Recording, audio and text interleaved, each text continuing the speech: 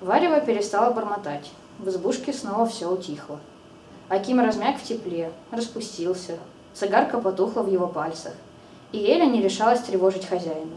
Пусть думает, решает. Аким спохватился, распрямил хрустнувшую поясницу, потер ее рукой, зачмокал цигаркой, точно проснувшееся дитя соской. Не курилась цигарка.